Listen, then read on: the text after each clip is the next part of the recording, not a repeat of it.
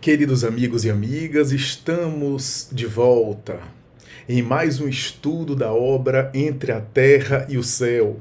A obra Entre a Terra e o Céu é uma parceria entre o médium Chico Xavier e o espírito André Luiz.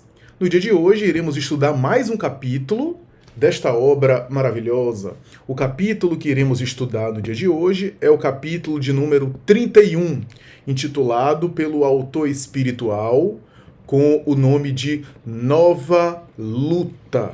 O título do capítulo já é sugestivo, Nova Luta. Então iremos encontrar aí uma batalha, iremos encontrar aí uma questão. Claro que é uma luta que não é uma luta necessariamente física, uma luta de violência, uma espécie de conflito belicoso, não é isso. Mas André Luiz está sugerindo já no título do capítulo que a história vai apresentar um novo desafio, e é esse desafio que a gente vai aqui estudar no dia de hoje.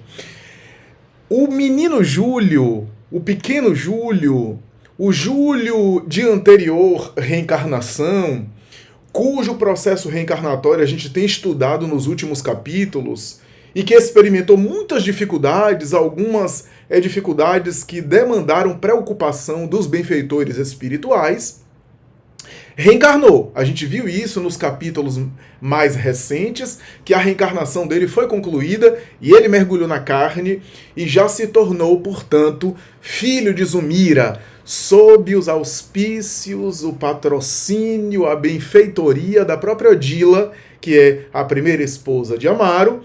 Portanto, inclusive a mãezinha de Júlio na sua outra encarnação, porque quando ela desencarnou, ela deixou Júlio reencarnado ainda pequeno, com Evelina, que é outra filha do primeiro casamento, e ela desencarnou e viu mais tarde Júlio desencarnar e ir para o plano espiritual. Ela organizou o retorno dele, ele tinha muita necessidade de reencarnar, como a gente já viu em capítulos passados, e ele se materializou através de Zumira, que é agora sua mãe, no plano físico. E Odila auxilia esse processo pelo amor que ele tem, pelo amor que ela tem por Júlio. Ela, portanto, ajuda esse processo auxiliando a própria Zumira na condição de mãe terrena, de mãe encarnada do Júlio.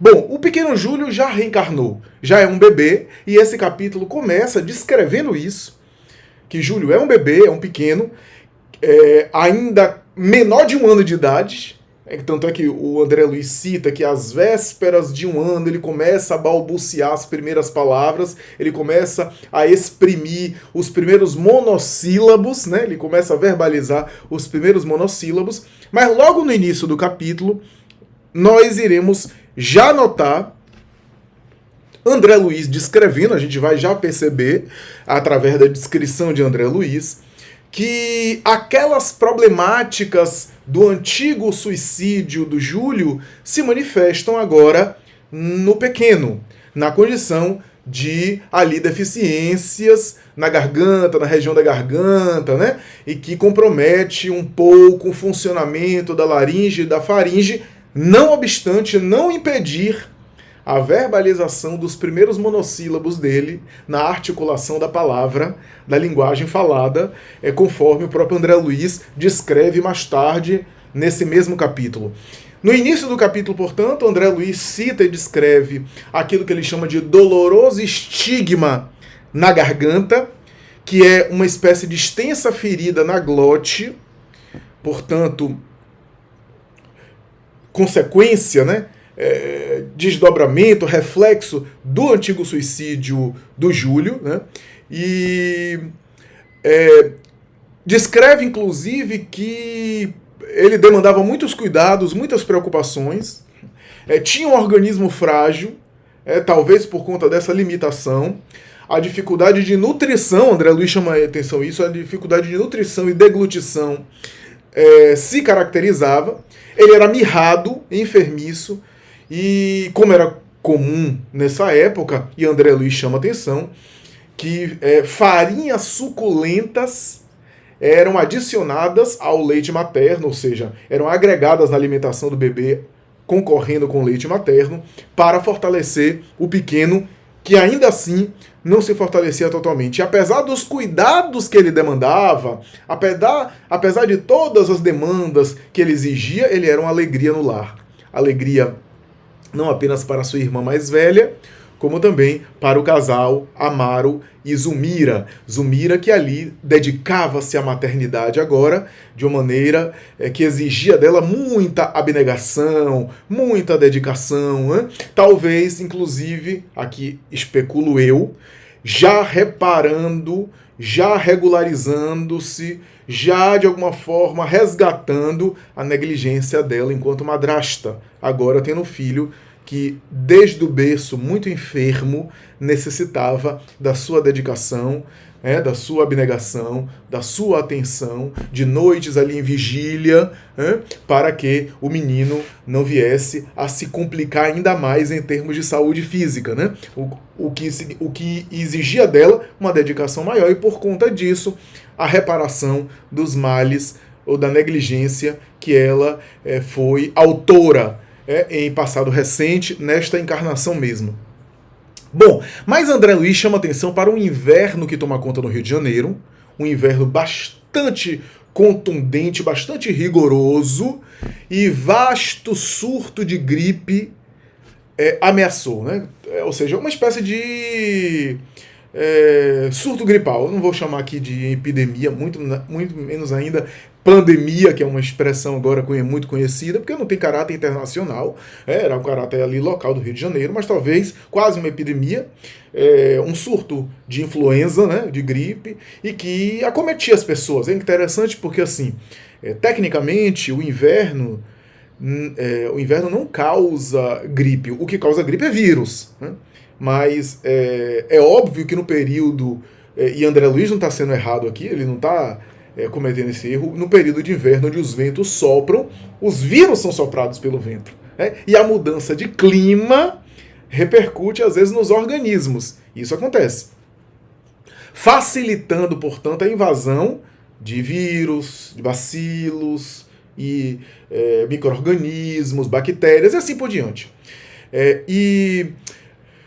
Aí o desafio desse capítulo, o desafio central desse capítulo começa agora. Porque o que é que acontece? O menino é acometido por uma infecção forte, a ponto de colocá-lo prostrado na cama, febril, com febre, portanto, e com amidalite. Lembremos do capítulo passado, a mãe grávida com amidalite, desenvolvendo amidalite, né? Ali a irradiação do espírito reencarnante, agora a amidalite se manifesta nele. André Luiz deixa claro que a própria limitação física, a enfermidade da glote, ou seja, a ferida com a qual ele nasceu da glote, facilitava aquela problemática orgânica, facilitava mais a invasão de vírus e o alojamento de determinados bacilos nessa região. Ou seja, em função da sua questão crônica, que ele trouxe de reencarnação, abria-se espaço para infecções oportunistas, para processos tanto virais como bacteriológicos, em função da limitação ali da glote, né, da sua questão de saúde na glote. Né? Então facilitava essas infecções. Isso é algo que vale a pena aqui mencionar, que vale a pena aqui atentar, que vale a pena aqui chamar a atenção. E nesse sentido, o menino cai prostrado, fica bastante febril, fica bastante ruim, né? Fica mal em sua condição orgânica, preocupando Odila. Preocupando Odila, que é a mãe desencarnada, que começa a se movimentar e já vai buscar ali a equipe de Clarencio, né? A equipe de Clarencio, da qual André Luiz faz parte. Então, André Luiz até diz assim: antes ela procurava assistência para Zulmira, a mãe, agora ela se movimentava para auxiliar o menino Júlio. E aí o André Luiz descreve de alguma forma, a recepção de Clarencio. Clarencio vai até a residência, acompanhado por André Luiz, por Hilário. Ali começam a examinar. O caso realmente preocupa, ele deixa claro, começa a investigar ali, aplicar recursos, né, recursos magnéticos, psíquicos. Ao examinar, Clarencio nota a garganta ali com extensa placa branquicenta, né? E a respiração ali sibilante, a respiração, portanto, dificultada em função do processo infeccioso, né? E preocupava por conta da fraqueza do menino, da fragilidade do menino. O menino não tinha nem 1 ano, né? Então, André Luiz não fala isso, mas eu fico pensando, qual é a preocupação? Uma pneumonia, evoluir para uma pneumonia, é um negócio mais complicado, ou então quadros de asfixia por conta. E o médico vai falar isso, né? Asfixia. Por quê? Porque tem um médico da família, o médico clínico geral, né, que foi consultado. Ele examinou o menino e depois de longos exames do menino, ele diz que precisa de um pediatra, de um especialista.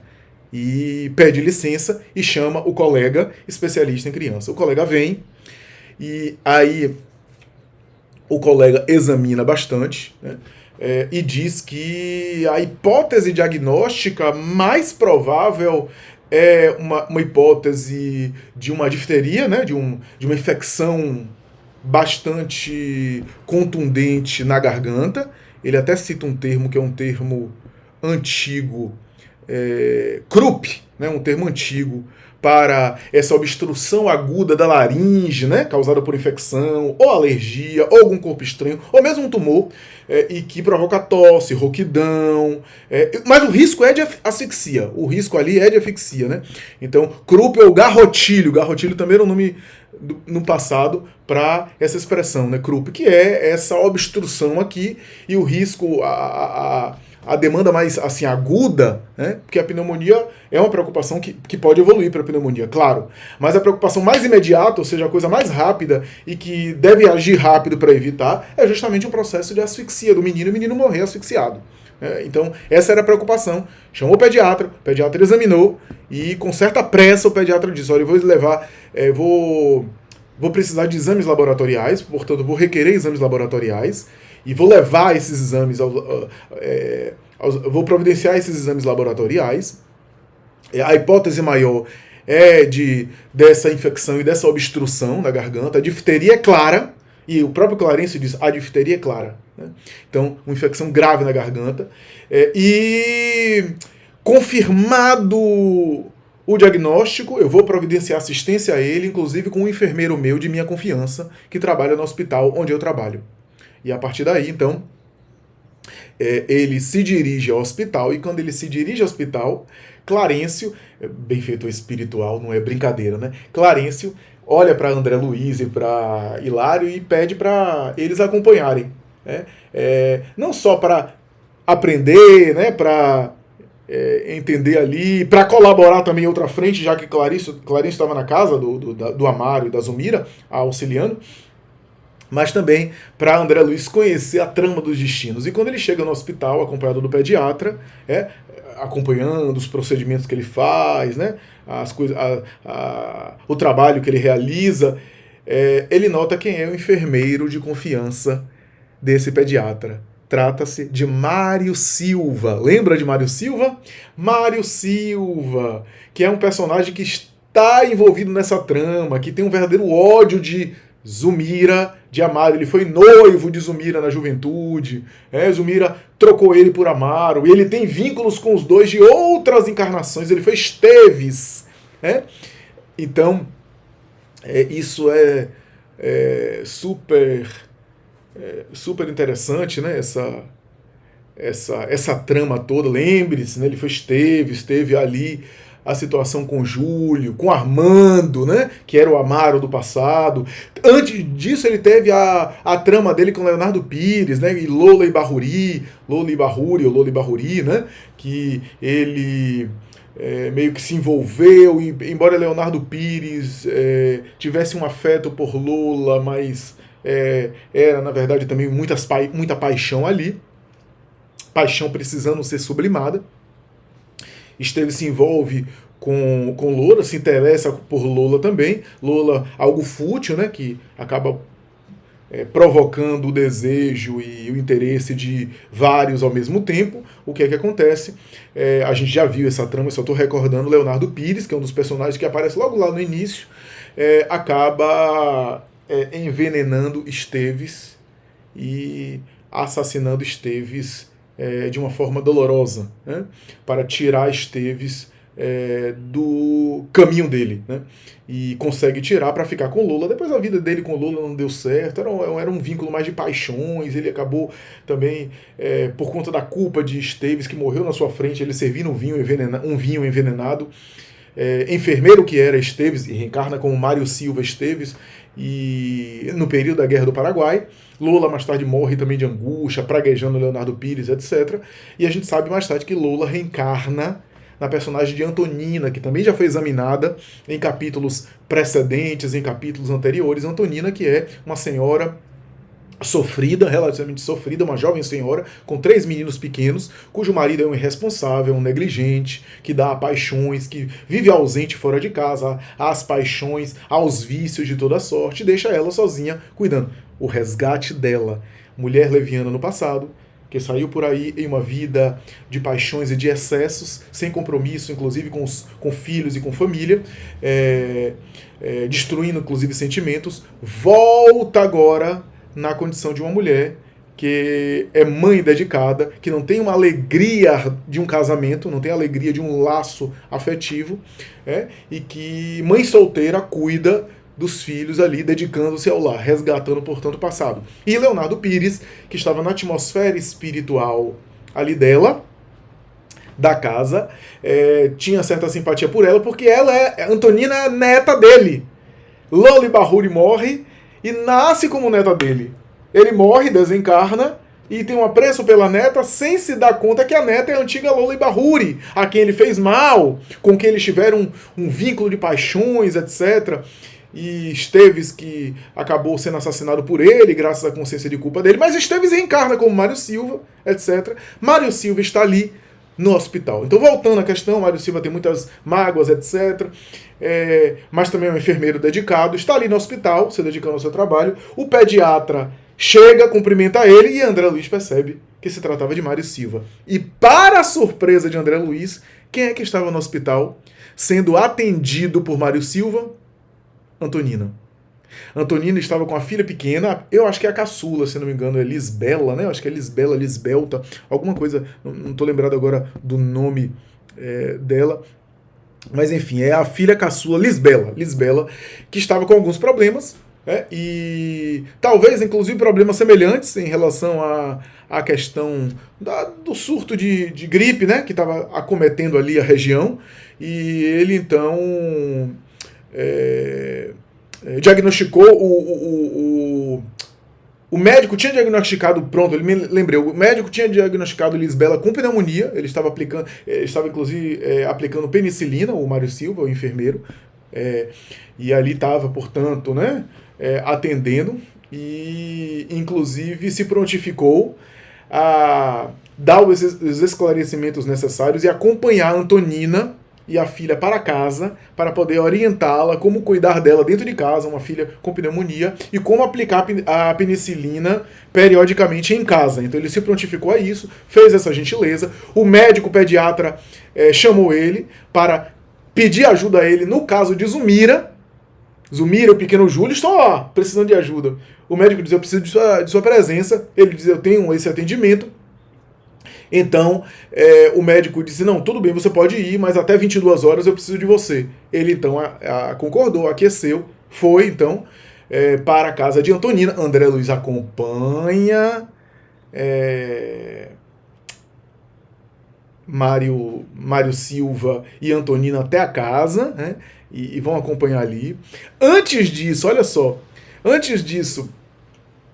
André Luiz volta à casa de Zumira para informar a Clarice o que é que ele viu. O que é que ele viu? Ele tomou susto. O enfermeiro, Clarice, o enfermeiro, que é amigo do pediatra e que vai ser requisitado para ir para a casa de Zumira é Mário Silva. E agora? Porque Mário Silva tem um ódio de Zumira e de Amaro, não querem ver os dois. Lembram do capítulo que os dois saíram do corpo, foram colocados juntos e a coisa ficou tensa fora do corpo. Ele cultivava ódio dos dois, né? E Mário Silva era enfermeiro, ele iria ali. Então cientificou Clarencio, talvez Clarencio, como benfeitor espiritual, já sabia, né?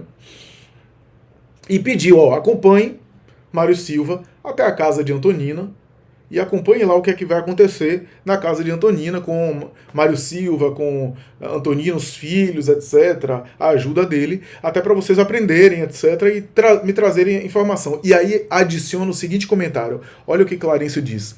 Não podemos perder tempo. Dirijamo-nos à casa de Antonina. A lei está reaproximando os nossos amigos uns dos outros. E Mário precisa fortalecer-se para exercitar o perdão. Os raios de ódio, olha só que informação interessante. Os raios de ódio da parte dele podem apressar aqui o serviço inevitável da morte. Olha só, o enfermeiro cuidando. Imagine cuidando com mágoa, com ódio daqueles a quem ele está cuidando. Os raios de ódio dele podem apressar aqui o serviço inevitável da morte. Afinal de contas, o bebê era uma criatura frágil. Um espírito ainda em processo de mergulho na carne. A reencarnação não se completou, a gente sabe disso. Emmanuel diz isso até os 7 anos, né? Então, os laços são mais tênues. Numa enfermidade, a possibilidade do espírito desencarnar é maior e ele é mais sensível às vibrações. Imagine o ódio de alguém que deseja o mal àquela família. No caso, aí, Mário Silva. Então ele precisa se fortalecer, porque os raios de ódio da parte dele podem apressar aqui o serviço inevitável da morte. Então, vamos para lá. Olha, eu falei inicialmente de André Luiz Hilário, né, a pedido de Clarencio. Não, o próprio Clarencio, vamos para lá. O próprio Clarencio também foi junto com o pessoal, né? Então foram na casa de Antonina. Chegando lá, eles encontram Mário Silva conversando com Antonina em diálogos muito interessantes, onde Mário Silva olhava para Antonina e não sabia de onde conhecia ela. Olhava para Antonina e ficava no pensamento, dentro dele ficava pensando, onde eu conheço essa mulher? Onde é que eu já vi essa mulher?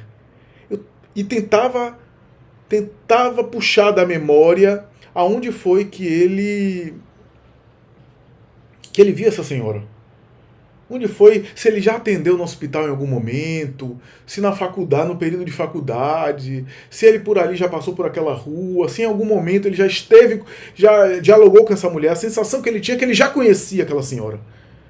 Que já esteve com ela, que ela lhe parecia familiar.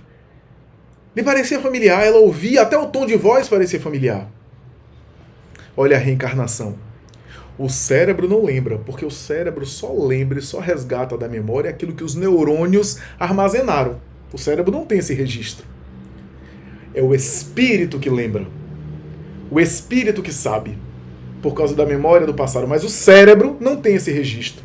Então chega em uma forma de quê? Déjà vu, déjà senti, déjà raconté. Já visto, já sentido, já experimentado, expressões francesas. Então quando ele começa a olhar para ela, ele tem uma sensação de que conhece ela, mas não sabe de onde. Conhece essa mulher, mas não sabe de onde é que conhecia. E ficava ali tentando resgatar na memória o conhecimento que ele tinha dessa mulher. O contato que ele tinha dessa mulher. Ficava ali tentando pesquisar, tentando escarafunchar. E ficou assim, nessa tentativa, nessa investida, nesse desejo de tentar recuperar essa lembrança, e não conseguia. Olhava para ela e tinha uma sensação de tanto bem-estar na presença dela. Era o afeto do passado, que foi também conturbado, o afeto do passado, afeto não concretizado, porque ele foi assassinado por aquele que era considerado seu adversário, o Leonardo Pires, o afeto por Lola, porque Antonina é Lola reencarnada. Então estávamos diante ali. E aí André Luiz diz assim, mas não era só da parte dele para com ela, era também da parte dela para com ele. Ela também sentia algo. E aí André Luiz diz assim, na conversa dos dois, os dois conversando e contando, enquanto ele como enfermeiro ali, né, respeitoso, é claro, ajudando ela com os filhos, né, orientando ela como aplicar penicilina à menina doente, enquanto ele estava ali auxiliando, conversavam sobre a vida, cada um contava alguma coisa da própria vida, e aí na conversa, André Luiz vai dizer, na conversa que a gente percebeu que ela estava viúva. O marido negligente e irresponsável morreu num acidente, foi vítima de um acidente. André Luiz diz assim, vítima de um acidente da sua própria imprudência, foi vítima da sua própria imprudência, né? Então,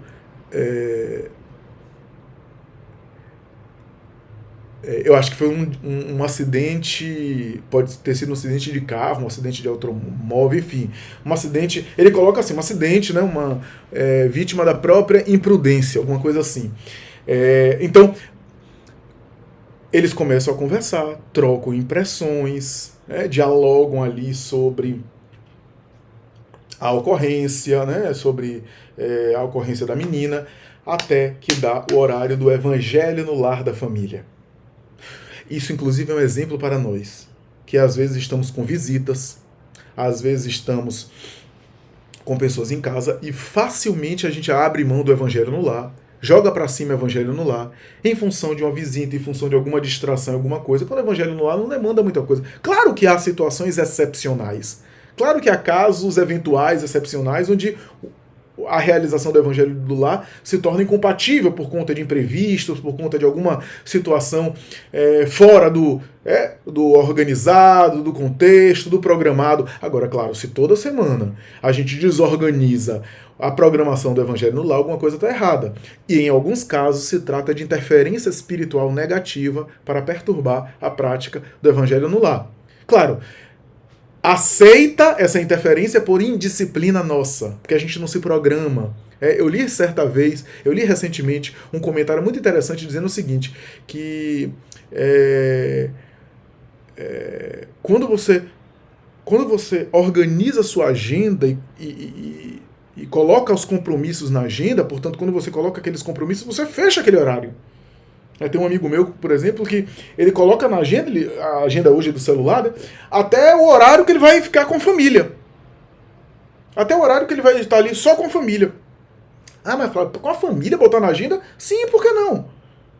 Porque senão você acaba assumindo compromissos aqui e acolá, e daqui a pouco você não tem nem tempo para a família, porque você vai ter que, às vezes, honrar com aquele compromisso, né? Pelo menos, genericamente, é isso. Você tem que honrar com aquele compromisso, já que você aceitou. Então, por que não fechar aquele horário com a família também? E é interessante porque ele dizia assim, nesse texto que eu li, ele dizia assim, quando você organiza a sua agenda e se submete à agenda, você fica livre. Quando você organiza os seus compromissos, você fica livre. Por quê? Porque você não fica refém de coisas que você não planejou, que você não programou, de imprevistos. Não, você fechou aqueles horários. Então, quando você escolhe o que você vai agendar, você é livre. Você é livre porque você domina a sua vida. Mas uma vez o compromisso firmado, você é escravo dele. Então, olha só que interessante. Olha só que interessante. Então, é interessante a gente organizar a nossa agenda para a gente se sentir livre e, ao mesmo tempo, subordinado aos compromissos que a gente agendou. E o Evangelho no Lar é um exemplo disso. Se a gente não tornar o Evangelho no Lar um hábito, que é o hábito da oração, o hábito da oração é um hábito que precisa ser automatizado, que precisa ser condicionado em nós, né? Nós somos animais de hábitos.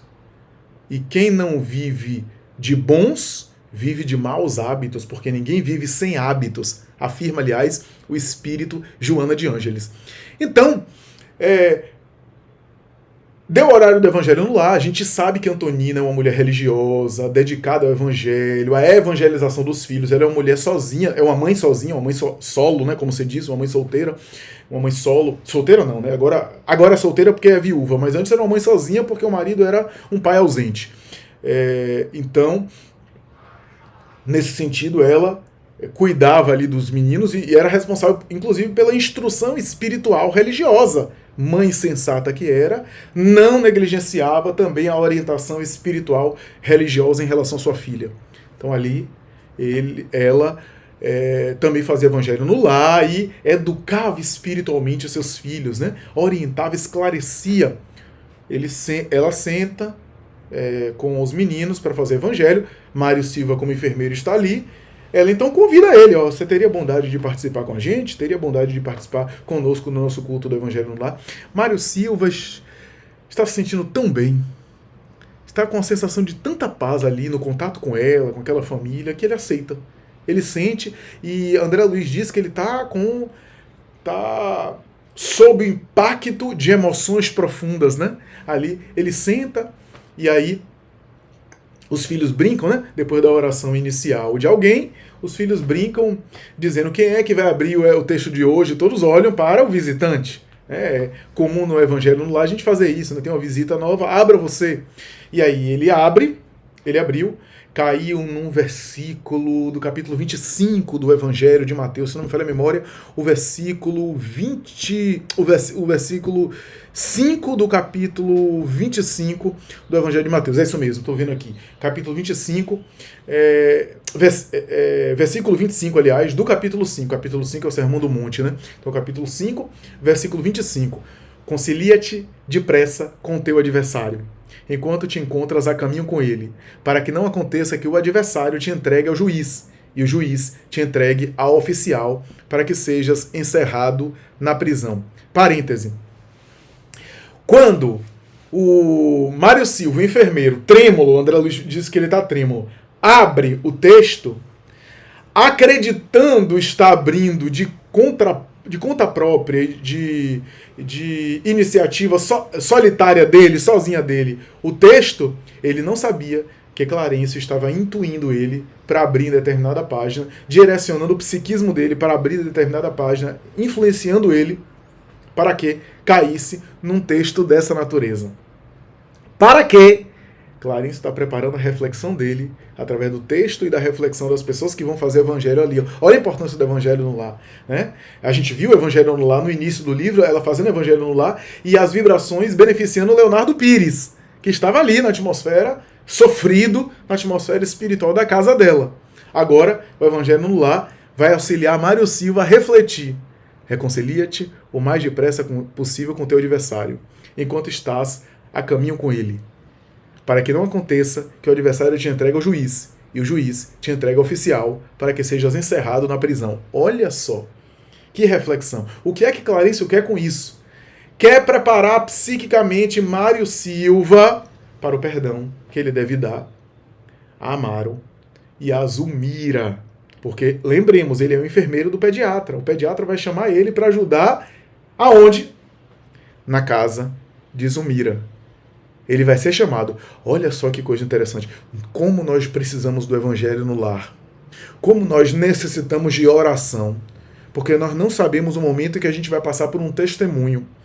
No fundo, Mário Silva vai experimentar um grande testemunho, porque ele vai na condição de enfermeiro entrar numa casa, e quando se der conta, ele está na casa de Amaro e de Zulmira, aos quais ele odeia. Ele cultiva ódio pelos dois. Então, antes, ele está sendo preparado. O benfeitor espiritual permite que ele, né, reflita sobre aquele texto do Evangelho e os comentários. E é interessante porque André Luiz está aqui dizendo, de uma forma bem sutil, que parece estar rolando uma empatia ali, não uma empatia, um clima, uma afinidade, uma afeição de Mário Silva em relação a Antonina. E vice-versa. Ele está sugerindo que está rolando ali um clima, né? Mas de maneira bem sutil. E de tal forma que tem uma frase de André Luiz no capítulo que chama atenção, que diz assim: depois que Antonina pega o texto e lê, ela que lê o texto que Mário Silva abriu, né?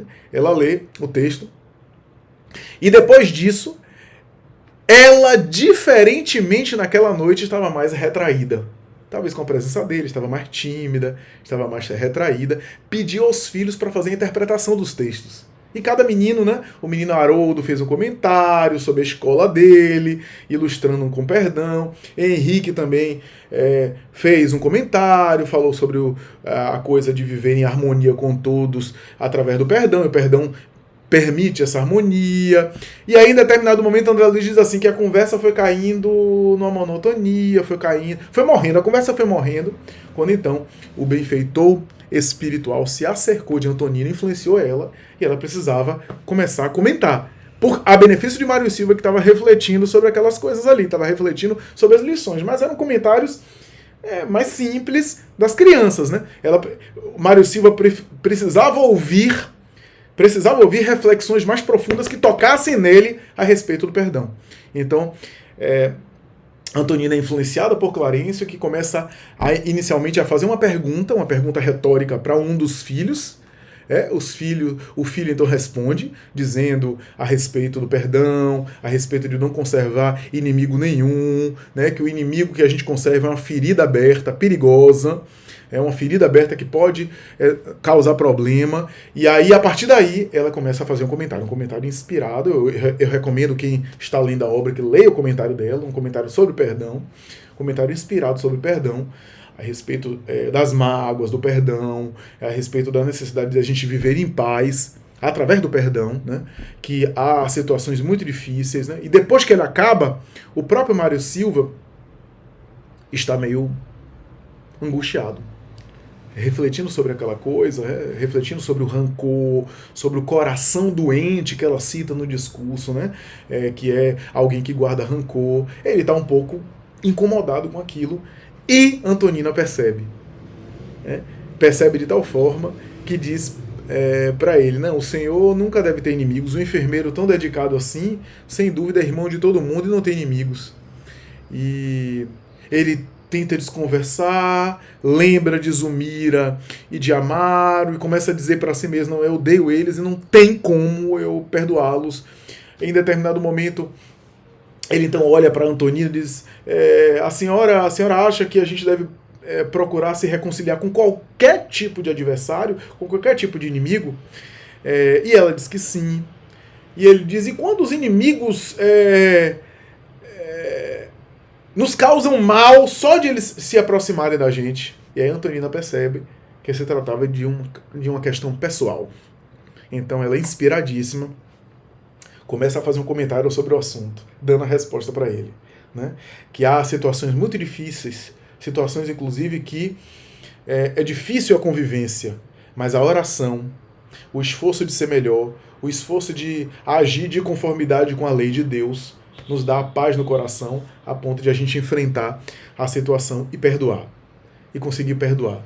Conseguir exercer o perdão e perdoar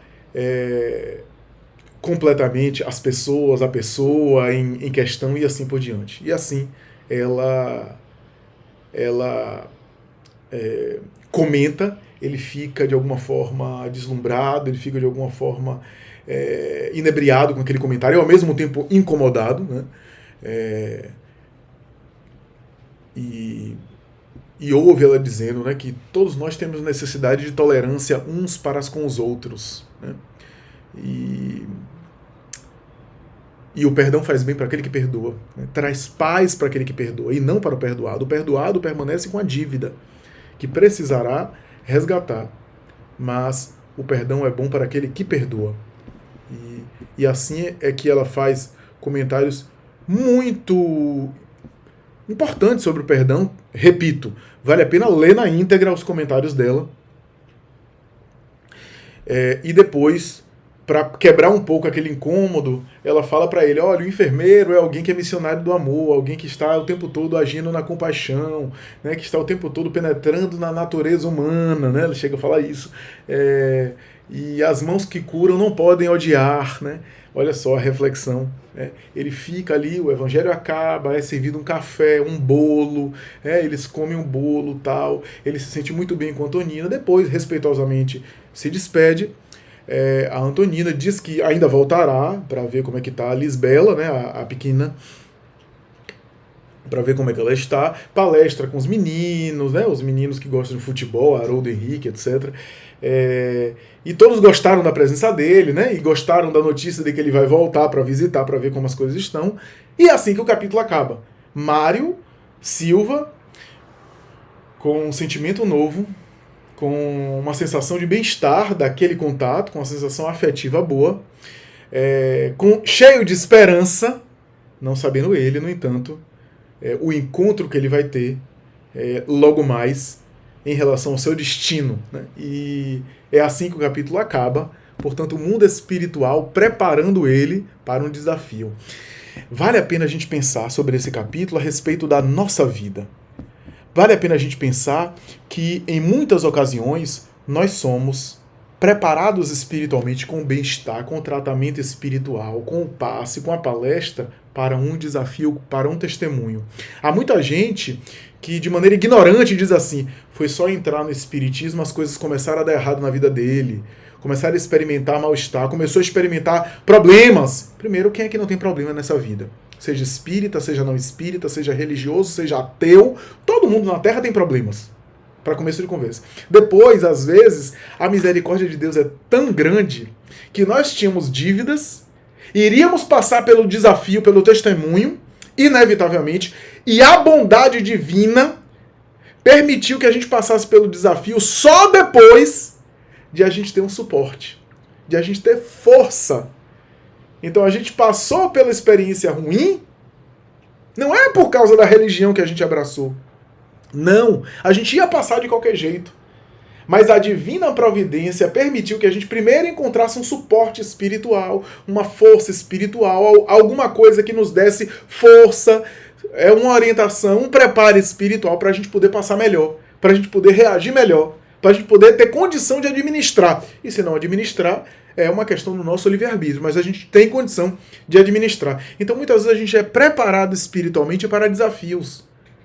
Por isso, como a gente não sabe, como diz o Evangelho de Jesus, como a gente não sabe nem o dia, nem a hora, vale a pena a gente estar em oração regular, ter o hábito de oração, ter o hábito de meditar, né? Fazer silêncio interior, recolher-se, né? Refletir, né? Ter o hábito do Evangelho no lar, da elevação de sentimentos e de pensamentos, porque não sabemos a hora que seremos testados, que experimentaremos um testemunho moral. E às vezes a gente cai nos testemunhos, a gente reage mal nos testemunhos, a gente reage de maneira agressiva, de maneira rebelde, porque não nos preparamos convenientemente. Não nos preparamos. Todos nós passamos por desafios, inclusive desafios na área do perdão. Acumular mágoas é acumular lixo mental. Lixo mental que nos envenena, como diz Joana de Ângeles. Então, vale a pena a gente pensar sobre isso. Vale a pena a gente aqui refletir. Todos nós necessitamos dessas lições para que não acumulemos ressentimentos. E, ao mesmo tempo, para que saibamos que muitas vezes o mundo espiritual está nos preparando. E em vez de a gente concluir, tá vendo? Foi só eu comecei a fazer evangelho no lar em casa, foi só eu começar a frequentar o centro espírita, foi só eu começar a ir à palestra, foi só eu participar da mediúnica, as coisas estão andando mal, dando mal. Não iam dar mal. São provas, e as provas estão inscritas no nosso programa reencarnatório. Iríamos passar pela experiência. Ocorre, no entanto, que a gente teve até um acréscimo de misericórdia. Poderíamos passar de qualquer jeito, mas a divina providência só permitiu que a gente passasse depois que a gente tivesse um preparo espiritual, um tratamento, que a gente fosse preparado, fortalecido espiritualmente para passar de maneira melhor, de maneira mais saudável. Então, Deus nos proporciona a cura da doença, nos dando inclusive o remédio antecipadamente. Então, é como se a gente tivesse já um tumor, só que esse tumor não estivesse sendo visto, e o tumor, quando entra em purulação, explode, já é o começo da cura. O desafio, o testemunho. Mas para isso, a gente já teve a terapia antes, o tratamento antes, que é o auxílio do plano espiritual que nos prepara convenientemente. É isso, meus amigos. Espero que vocês tenham gostado. Esse é o capítulo de número 31, Nova Luta, capítulo do livro Entre a Terra e o Céu, parceria entre André Luiz Espírito e Chico Xavier. E até a próxima, se Deus quiser. Muita paz.